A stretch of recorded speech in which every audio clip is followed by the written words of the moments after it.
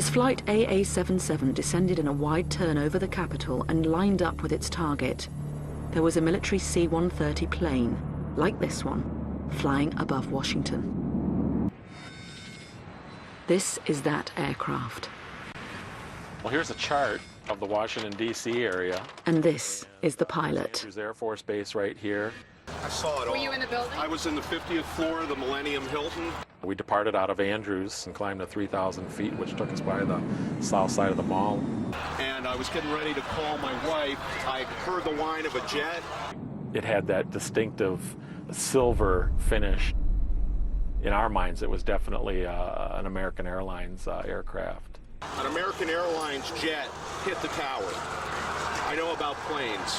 It was either a 737 or a 757. I don't know if they fly the Airbus, but the engine configuration looked like it was a 737. And as he moved to our 11 o'clock position, he started his turn, and by the time he got to our 12 o'clock position, right out the front of the aircraft, he was rolled up into about, I would estimate, 30 to 40 degrees of bank, which is considerable for a commercial airline.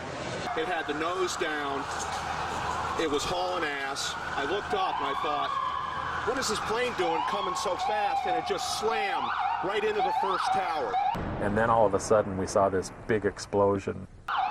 Blam. What about the second explosion? I think it was just from the heat of the fire. That's my guess. And I keyed the mic again and said, Washington, this is Gopher 06. That airplane has hit the west side of the Pentagon. And when that happened, then they told us to get the hell out of the hotel.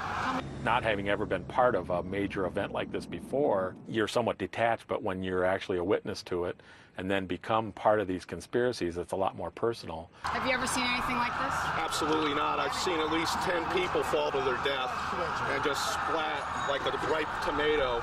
And concerning to me that people would think that, you know, I would have the ability to do something or want to do something like this. Your name? My name's Doug Eisler. Spell your last name. E-I-S-L-E-R from Philadelphia. So it's a little bit disconcerting, but at the same time, it gives you another insight into how wrong a lot of these conspiracies are, but yet they continue and continue on and kind of take on a life of their own, so to speak.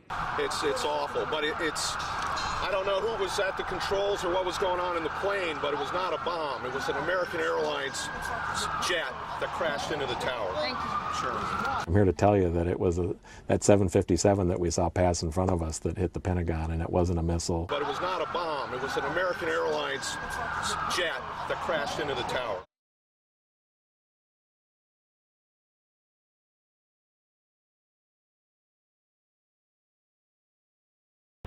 At that time, we had been converging to the point where he had started to roll up into about a 45-degree bank turn. It had the nose down. It was hauling ass. I looked up and I thought, what is this plane doing coming so fast? And it just slammed right into the first tower. The way it hit the Pentagon, it didn't look like it was an accident. I mean, most pilots, if they've got an emergency going on in their aircraft, they're going to do everything they can to avoid populated areas. What is this plane doing coming so fast? And it just slammed right into the first tower. Gopher 06, that airplane has hit the west side of the Pentagon. An American Airlines jet hit the tower. And I just remember saying to myself, oh my God, that airplane has hit the Pentagon. Hit the tower. Is it the Pentagon? Hit the tower. Is it the Pentagon?